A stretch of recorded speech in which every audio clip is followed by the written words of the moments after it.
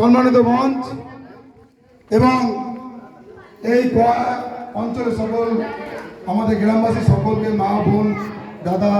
ভাই বোন যতজন আছে প্রত্যেককে আমি এই সন্ধ্যাকালীন গৌরী অভিনন্দন জানাই। আজ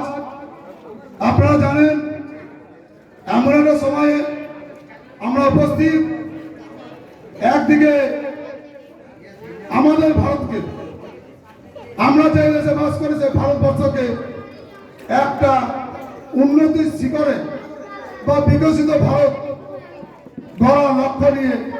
আমরা এগিয়ে চলেছি নরেন্দ্র মোদীজির নেতৃত্বে। সেই মোদীজি যার ইচ্ছা আমাদের ভারতবর্ষ, আমাদের দেশ গোটা পৃথিবীর মধ্যে এক দেশ, সব থেকে শ্রেষ্ঠ দেশ হোক এবং